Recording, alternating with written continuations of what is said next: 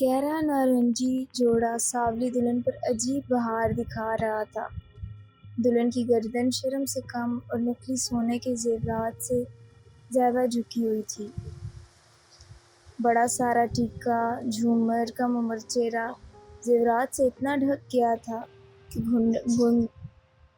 گھونگھٹ نکالنے کی ضرورت ہی نہ تھی، مگر جتنا بھی چہرہ نظر آ رہا تھا وہ خوشی سے جگمگا رہا تھا۔ بمشکل 17-18 سال کی گیتا کماری آج اپنے سسرال رخصت ہو رہی تھی۔ دریا کے کنارے دولہا والے کشتی لے کر بالکل تیار کھڑے تھے، جس میں بیٹھ کر گیتا کو اپنے سسرال وداع کرنا تھا، جو کہ دریا پار تھا۔ دریا کے پار کئی گاؤں تھے، جہاں کی لڑکیاں اکثر بیاہ کر دھرم پور آتی تھیں، اور کبھی کبھی دھرم پور کی لڑکیاں دوسرے کسی گاؤں رخصت ہو جایا کرتی تھیں۔ دوسرے گاؤں کی دلہنیں دھرم پور آتے ہوئے کبھی کوئی گھٹنا پیش نہ آتی ان کے ساتھ، مگر جب کبھی دلہن کو دریا پار رخصت ہونا پڑتا تو بس سارے گاؤں کی جان مانو حلق میں اٹکی ہوتی تھی۔ آج بھی گیتا کماری کے ماتا پتا کی سانسیں سینے میں گھٹی جا رہی تھی۔ گیتا کی ماں کو گیتا کے بیاہ کی خوشی تو بہت تھی، مگر ایک خوف نے اس کی خوشی کو غارت کر رکھا تھا۔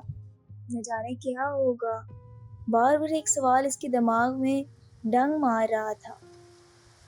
جیسے ہی دلہا دلہن کے پھیرے ختم ہوئے اور بیچاری نے پوجا ختم کی، رخصتی کا شور اٹھ گیا۔ دلہا کے ماں باپ نے ان سے اجازت چاہی۔ دلہا دلہن، ان کے ماں باپ اور چند رشتہ دار مندر کی سیڑھیاں اتر کر کشتی میں جا کر بیٹھ گئے۔ مندر خالی ہو چکا تھا، سوائے گیتا کی ماں کے وہاں اور کوئی نہیں تھا۔ گیتا کی ماں نے ایک بار پھر بھگوان کی مورتی کو التجائی نظروں سے دیکھا۔ آگے چلنے سے پہلے بتاتی چلوں کہ یہ ایک ہندو لڑکی گیتا کی کہانی ہے۔ گیتا کی ماں کہنے لگی کہ میری گیتا کی رکشا کرنا۔ وہ بڑبڑائیں۔ جب وہ مندر کی سیڑھیاں اتر رہی تھیں تو ان کو محسوس ہو رہا تھا جیسے اس کے قدموں میں جان نہیں ہے، وہ ہوا میں لہرا رہی ہیں۔ بڑی مشکل سے وہ بھی گیتا کے باپ کے پاس آ کر کھڑی ہوگی، جو اپنے آنسو پونچھتے ہوئے بیٹی کو وداع کر رہا تھا۔ چلو رے ڈولی اٹھاؤ، پیا ملن کی رت آئی۔ گیتا کی سہیلیاں وداعی گیت گانے لگیں۔ کہاروں نے درختوں سے باندھا ہوا رسہ کھول کر کشتی کو پانی میں ڈال دیا۔ کشتی آہستہ آہستہ ڈولتی ہوئی آگے بڑھنے لگی۔ گاؤں والے آنکھیں پھاڑے، سانس تقریباً روکے، منہ کھولے کشتی کو آگے بڑھتا ہوا دیکھ رہے تھے۔ کشتی مزید آگے بڑھی۔ دریا گہرا ہونا شروع ہو گیا تھا۔ دریا کوئی گہرا سا گہرا تھا، سمندر کی برابری کرتا ہوا۔ یہ بڑا پہاڑ دوسرا کنارہ دکھائی نہ دے۔ کہتے تھے کہ دریا کے بیچوں بیچ ایک بھنور موجود ہے، بھیانک بھنور۔ اس بھنور میں جو کوئی غائب ہونے والا ہو اس کا کبھی سراغ نہیں ملتا، مگر بھنور میں ڈوبنے والے کی لاش دوسرے دن کنارے پر پڑی مل جاتی تھی۔ ہاں، ایک بہت بڑا فرق اور بھی تھا، اور یہ کہ بھنور میں صرف وہ کشتی الٹتی تھی جو دھرم پور سے روانہ ہوتی تھی اور جس میں کوئی دلہن رخصت ہو رہی ہوتی تھی۔ آہستہ آہستہ کشتی تیرتے ہوئے آنکھوں سے اوجھل ہو گئی۔ کوئی حادثہ رونما نہ ہوا، کوئی چیخ و پکار کی آوازیں نہ گونجی۔ گاؤں والوں کی سانسیں آہستہ آہستہ بحال ہونے لگیں۔ وہ بھگوان کا شکر ادا کرتے اپنے اپنے گھروں کو لوٹنے لگے۔ گیتا کی ماں نے دوبارہ مندر میں جا کر ماتھا ٹیکا، اور سب سے الگ تھلگ دور بیٹھے کانپتے ہوئے پریم چند نے اپنے آنسو صاف کرتے ہوئے دریا کی طرف دیکھا۔ شکر ہے، اس نے گہری سانس لی، تیرا شکر ہے۔ کسی بھی مذہب کے لوگ ہوں، کسی کی بھی عبادت کرتے ہوں، خدا کا شکر ادا کرتے ہوئے ارادی یا غیر ارادی طور پر ہمیشہ آسمان کی طرف دیکھتے ہیں۔ نہ جانے پریم چند شکر کرتے ہوئے دریا کو کیوں دیکھتا تھا۔ گیتا کے بیاہ کے آخری خوفناک جان نکال لینے والے گھنٹے دھرم پور گاؤں والوں کے لیے کوئی نئی بات نہیں تھی۔ 25 سالوں سے بھیانک سلسلہ چلا آ رہا تھا۔ دوسرے گاؤں سے بیاہ کر لائی گئی دلہنیں بغیر عافیت اپنے سسرال پہنچ جاتی اور ہیپیلی میرڈ کی تصویر بن کر اپنے گھروں میں زندگی گزارتی، مگر جب بھی کوئی دھرم پور کی لڑکی شادی ہو کر دوسرے گاؤں رخصت ہوتی تو اکثر دریا کے پار نہیں بلکہ دنیا کے پار پہنچ جاتی۔ این دریا کے بیچوں بیچ کشتی بھنور میں پھنس جاتی، بری طرح چکرانے لگتی اور آخر کار الٹ جاتی۔ گاؤں دریا کنارے واقع تھا۔ گاؤں کے مردوں کا پانی سے راز و نیاز ان کے بچپن ہی سے شروع ہو جاتا تھا۔ گھنٹوں تیراکی کرتے ہوئے لہروں سے لڑنا ان کی بائیں ہاتھ کا کھیل تھا۔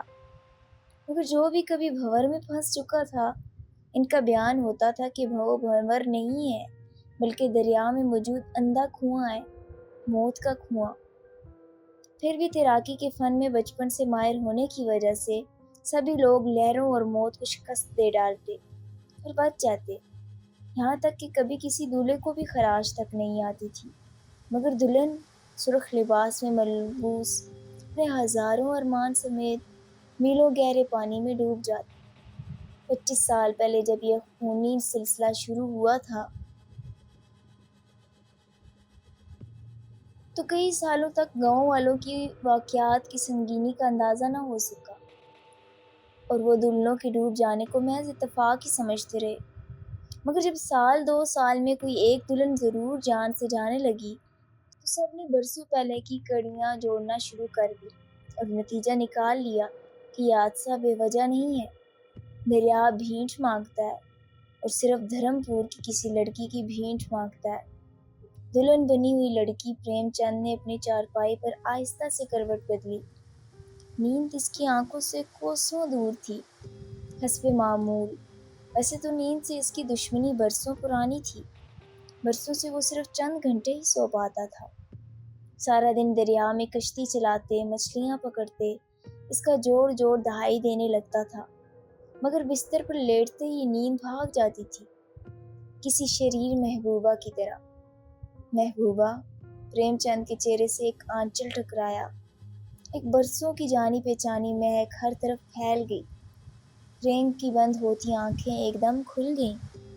اس کی آنکھوں کے سامنے ایک وجود سائے کی طرح لہرانے لگا، لمبے لمبے بال، چمکتا چہرہ، موتیوں جیسے دانت چمکنے لگے۔ ایک کھنکتی ہوئی ہنسی اس کے کانوں میں جلتا رنگ بجانے لگی۔ دیپا۔ پریم کے سوکھے لبوں سے آہ کی طرح ایک نام نکلا۔ دیپا۔ اس کی آنکھوں آنسوں سے بھر گئی۔ دوسرے دن گیتا کماری کے سسرال سے خیریت کی اطلاع آ گئی۔ گیتا کے گھر والوں نے سکون کا سانس لیا۔ اب کی بار گیتا کی ماں نے گھر پر ہی بھگوان کا شکر ادا کر دیا۔ بیٹی اپنے گھر جا کر بس چکی تھی۔ اب کون مندر کی 2 منزلہ سیڑھیاں چڑھنے کا کشٹ کرتا؟ اور بھائی بھگوان تو ہر جگہ موجود ہے کہ نہیں؟ باقی جوان لڑکیوں کی مائیں ایک مرتبہ پھر اپنے دل مضبوط کرنے لگی اور دریا پار سے ان کے لیے آئے ہوئے رشتوں پر غور کرنے لگی۔ گاؤں کے لوگ بھی ہیں بیچارے، کیا کرتے؟ لڑکیوں کی بہتات تھیں۔ کبھی کبھی تو شک ہونے لگتا تھا کہ شاید دریا میں جتنی مچھلیاں ہیں، گاؤں کے گھر میں اتنی ہی لڑکیاں بڑی ہو رہی ہیں۔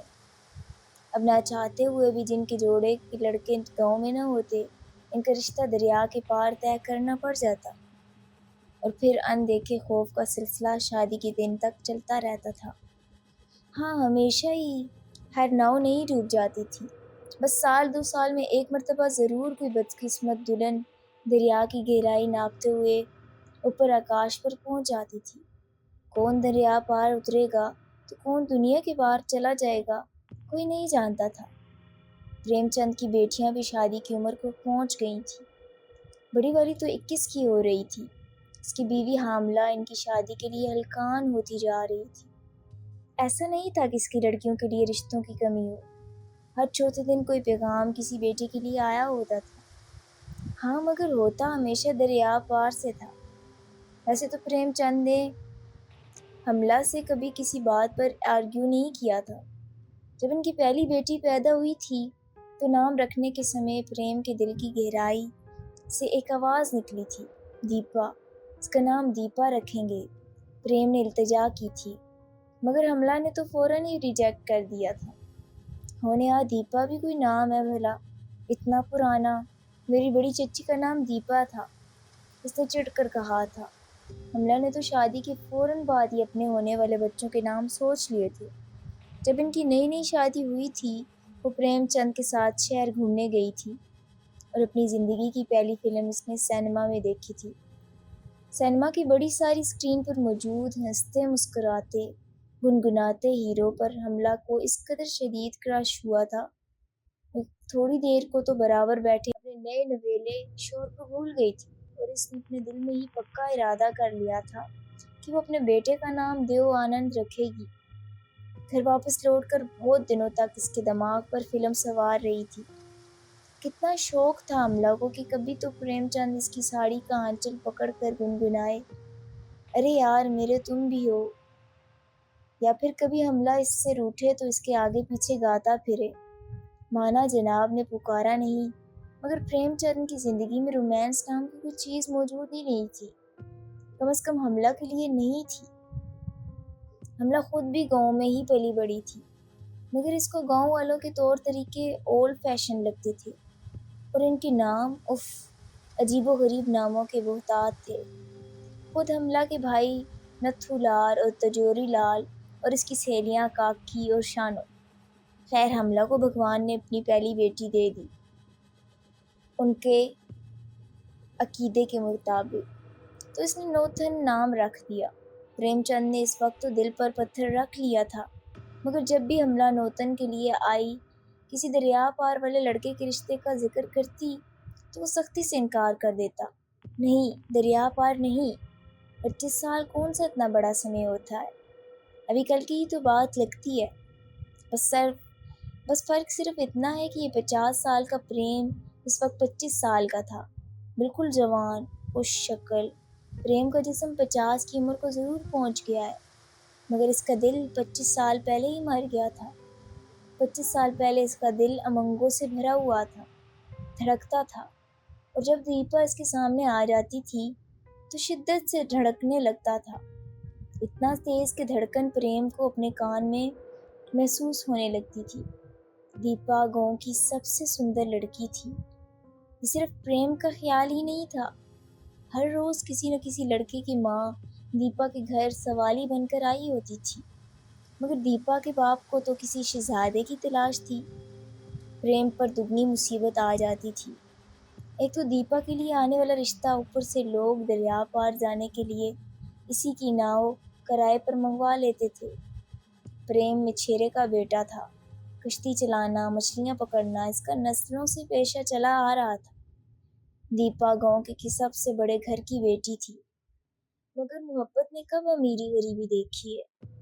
ویسے کہنے کی بات ہے کہ محبت اندھی ہوتی ہے، جھوٹ کب ہوتی ہے محبت اندھی؟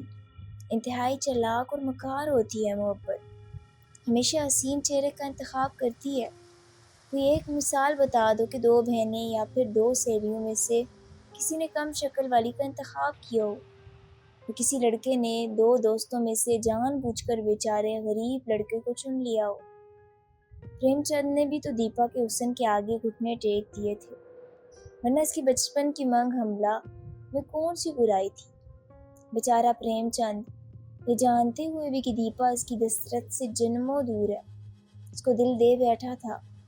پریم کی بے حد محبت بے شک اندھی نہیں تھی، مگر سچی تھی، بالکل سچی۔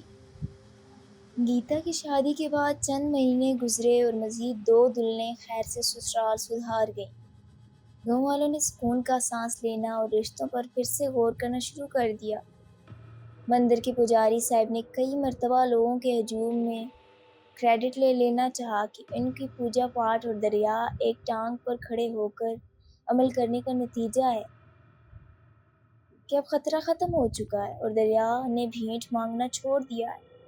حملہ نے بھی پریم چند پر دوبارہ زور دینا شروع کر دیا کہ وہ اب کسی رشتے پر حامی بھر کر نوتن کو اس کے گھر کا کر دے، کہ ایک دن پھر ایک کشتی دریا میں الٹ گئی اور چند منٹوں کی دلہن پانی میں ڈوب گئی۔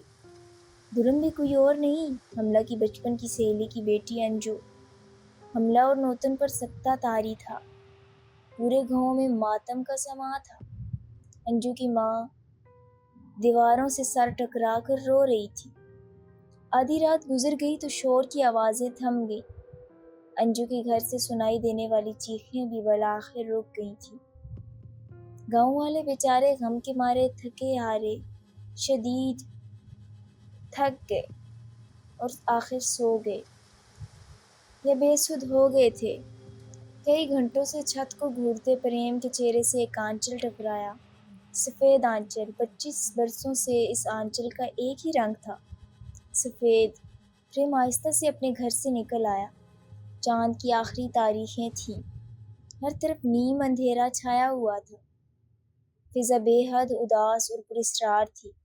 اتنا سناٹا تھا کہ پریم کے پیروں تلے آ جانے والے سوکھے پتوں کی آواز تک سنائی دے رہی تھی، ڈراؤنی آواز، جیسے کوئی کرا رہا ہو۔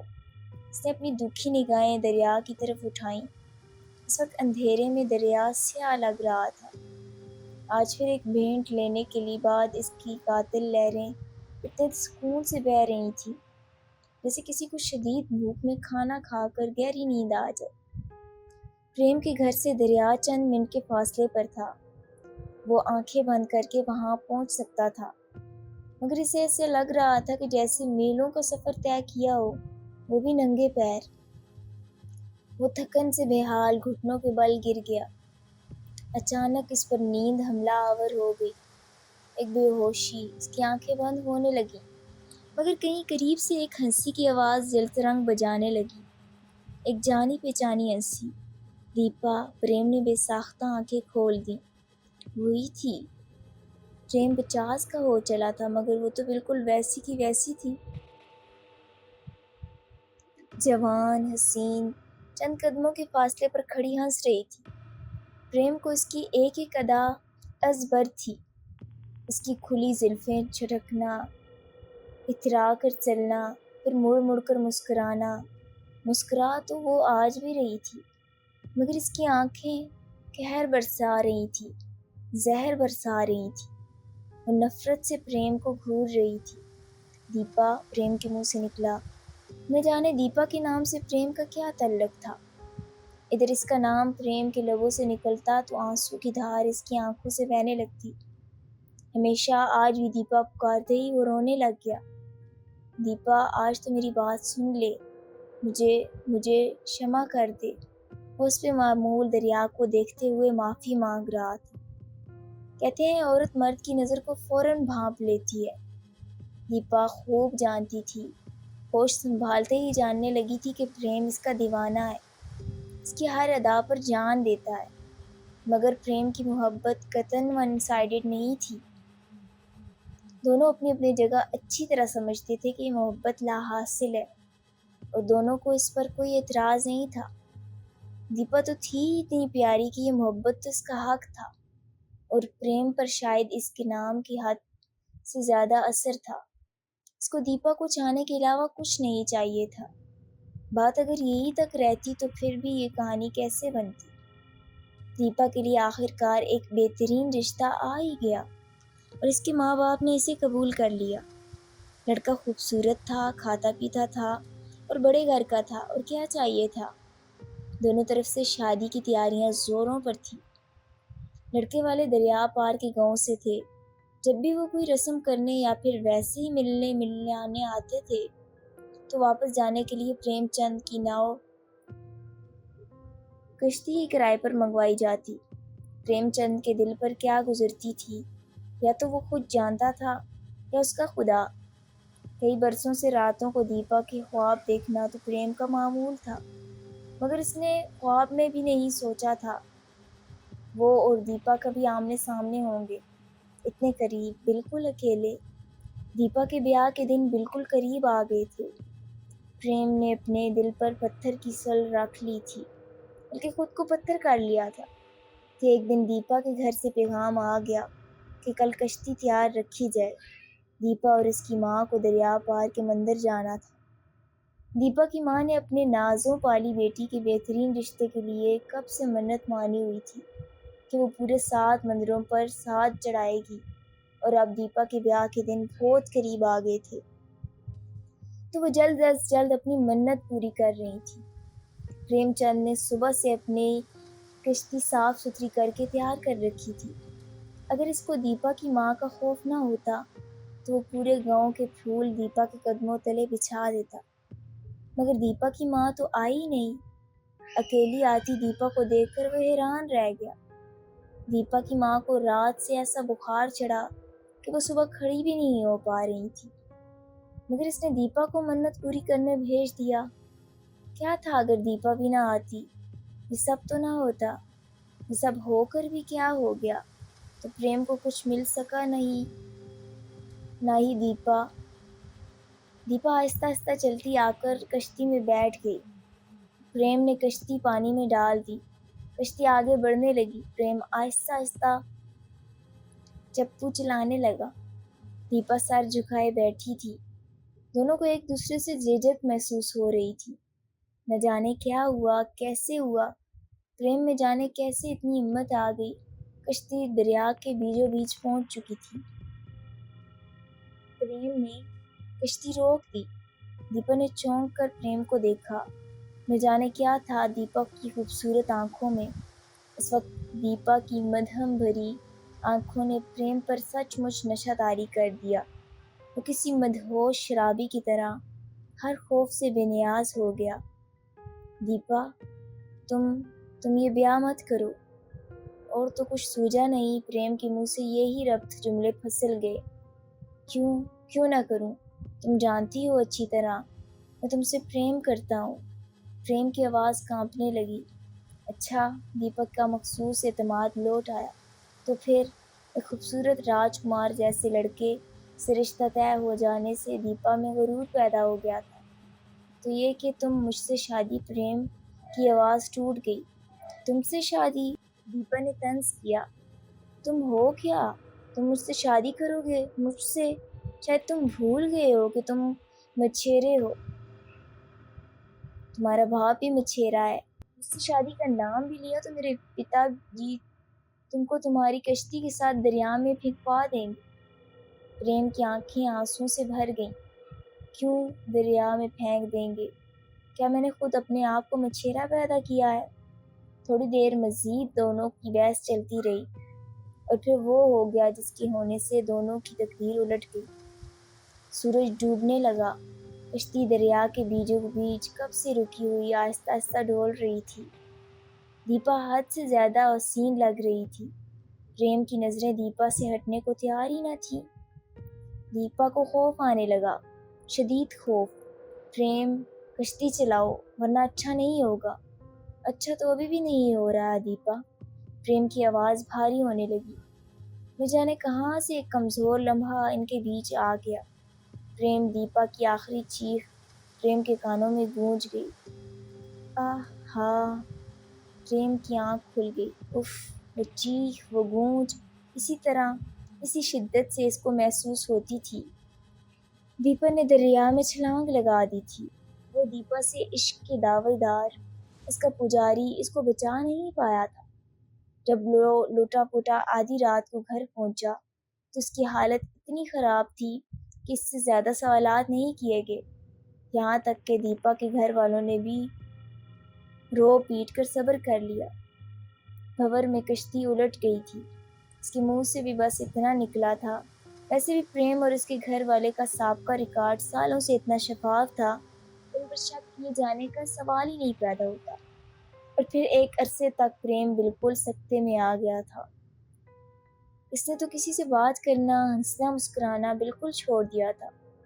اس کی حالت دیکھتے ہوئے 2-3 سال بعد اس کی زبردستی شادی کر دی گئی، مگر اس کا سکتہ نہ ٹوٹ سکا۔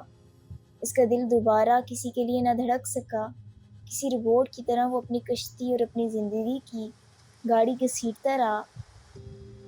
اور 25 برس بیت گئے۔ جب دیپا نے اس کی کشتی سے کود کر اپنی جان دے دی تھی تو اسی سال گاؤں میں ایک شادی ہوئی تھی۔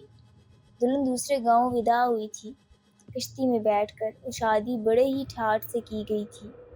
نہ صرف دلہا دلہن کی بلکہ بہت ساری سجی ہوئی کشتیاں پانی میں اتاری گئی تھیں، جن میں سے تقریباً پورا گاؤں سوار تھا سوائے پریم چند کے۔ وہ تو ان دنوں سخت شاک کے کیفیت میں مبتلا، نہ جانے خلاؤں میں کیا ڈھونڈ رہا تھا۔ تو اس کی شادی میں پہلی مرتبہ دلہن کی کشتی بھور میں پھنس کر الٹ گئی تھی، اور دلہن پھولوں کی سیج کے بجائے موت کی آغوش میں سو گئی۔ اس دن بلکہ اس رات پہلی مرتبہ دیپا پریم کے سامنے کھڑی ہوئی۔ اپنے لبوں پر وارننگ دیتی ہوئی مسکراہٹ اور آنکھوں میں نفرت انتقام لیے خود تو دلہن ہی بن کر رخصت نہ ہو سکی تھی، مگر اب وہ کسی بھی دلہن کو دھرم پور سے رخصت نہیں ہونے دے گی، کم از کم اطمینان سے تو ہرگز نہیں۔ اس نے پریم کو جتا دیا تھا اور پھر گزرتے وقت نے ثابت کر دیا کہ دیپا کی دھمکی غلط نہیں تھی۔ 25 سالوں میں کوئی 15 دلہنیں دریا کی بھینٹ چڑھ چکی تھی اور نہ جانے کب تک یہ خونی سلسلہ جانا تھا۔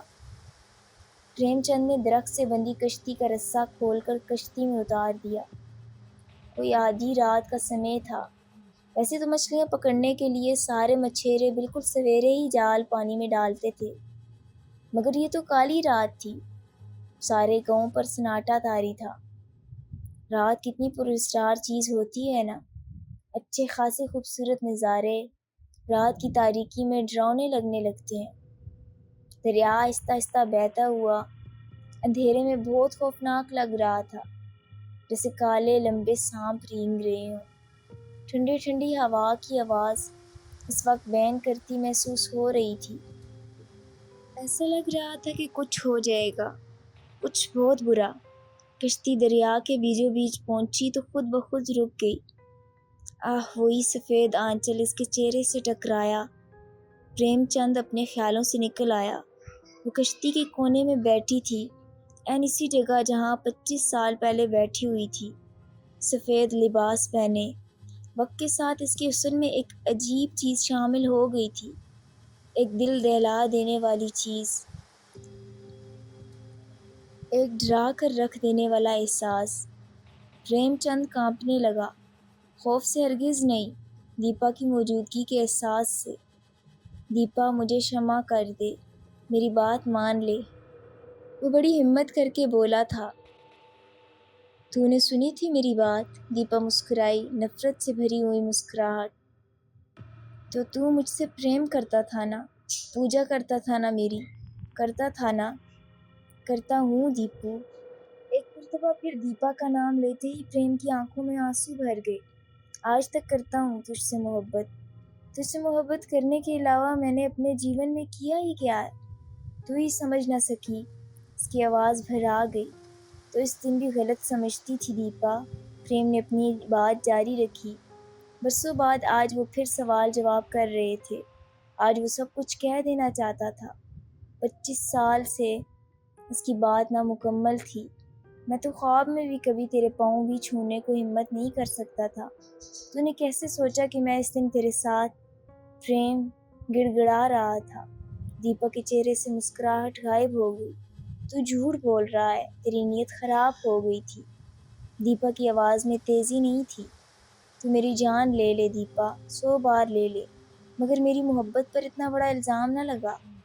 پریم کی آواز میں اتنا قرب تھا کہ برسوں پہلے دنیا سے گزر جانے والی دیپا ٹھٹک گئی۔ اس کی 25 سال سے آگ برساتی ہوئی آنکھیں پانی سے بھر گئیں۔ برسوں سے میں صرف تیرے مر جانے کا دکھ ہی نہیں جھیل رہی ہوں دیپا، میں اس آگ میں جل رہا ہوں کہ تو نے میرے پوجا پر شک کیا۔ تو نے مجھ سے ڈر کر جان دے دی تھی۔ کتنی جانیں لے لی تو نے دیپا، ان کا کیا قصور تھا؟ میرا کیا قصور تھا؟ دیپا پھر بھڑک اٹھی۔ نہ تو مجھے پوری زندگی مل سکی، نہ ہی پوری موت۔ میں کیوں بھٹک رہی ہوں؟ میں اب بھٹکے ہوئے تھک گئی ہوں۔ مجھے اب شانتی چاہیے۔ مجھے پورا جیون نہیں ملا پریم، مجھے اب پوری موت چاہیے۔ پریم کے چہرے سے ایک بڑی سی لہر آ کر ٹکرا گئی۔ وہ بری طرح چونک گیا، جیسے دنیا میں واپس آ گیا۔ دیپا کب کی غائب ہو چکی تھی۔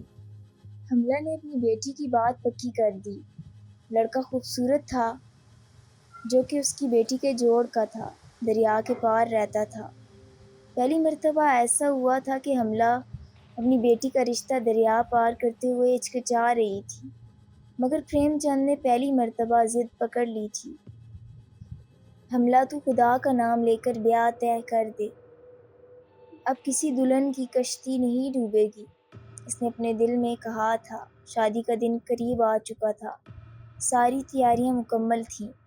حملہ بہت خوش تھی، سارا گاؤں ہی خوش تھا، مگر پھر بھی ایک دھڑکا سا لگا ہوا تھا، جانے کیا ہوگا۔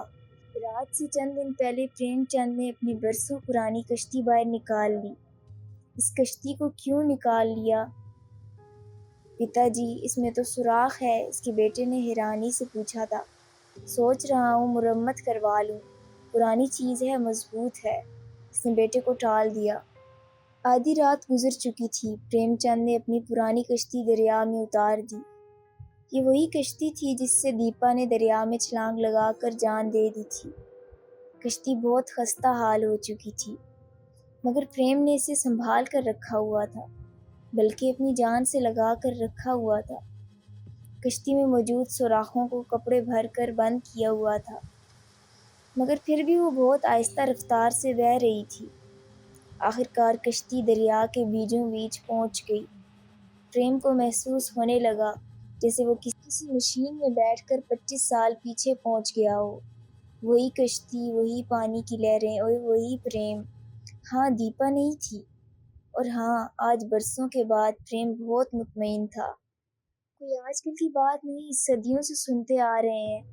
پریم بھی سنتا آیا تھا، کسی بھٹکتی آتما کو کیسے سکون ملتا ہے، کوئی برسوں سے در بدر پھرتی بدروح کس طرح ہمیشہ کے لیے سکون میں ہو جاتی ہے۔ اس کے مرنے کی وجہ کی سزا دے کر، اس کو بالکل اسی انداز میں موت دے کر جس طرح اسے مارا گیا تھا۔ پریم نے کشتی روک دی۔ دیپا دیکھ، میں آ گیا ہوں، وہیں کھڑا ہوں، اسی جگہ۔ تو نے میری محبت قبول نہیں کی۔ اس کی آواز بھرا گئی۔ تو نے میری معافی قبول نہیں کی، آج تک نہیں کی، پر دیپا آج میری بھیٹ قبول کر لے۔ پریم نے کشتی کے سب سے بڑے سوراخ سے کپڑا نکال لیا۔ کشتی میں تیزی سے پانی بھرنے لگا۔ یہ بھیٹ تجھے قبول کرنی پڑے گی دیپا، اس میں ہی نجات ہے، تیری بھی اور میری بھی۔ پریم کی کمر تک پانی آ گیا، کشتی تقریباً ڈوب گئی تھی۔ دیپو، مجھے क्षमा کر دے، گاؤں کی دلہنوں کی بھیٹ لینا چھوڑ دے۔ پریم کے چہرے سے ایک آنچل آ ٹکرایا۔ اچانک کشتی زور زور سے گھومنے لگی، جیسے کسی بھنور میں پھنس گئی ہو۔ پریم نے ایک گہری ٹھنڈی آخری سانس بھری۔ ایک تیز لہر نے آ کر کشتی کو الٹ دیا۔ پریم چند لمحوں میں میلوں گہرے پانی میں جا گرا۔ اس کی بیٹی کی بارات پریم کی وصیت کے مطابق اسی تاریخ پر آئی اور خیریت سے دریا پار پہنچ گئی۔ اس دن کے بعد دریا نے پھر کبھی کسی دلہن کی بھیٹ نہیں مانگی۔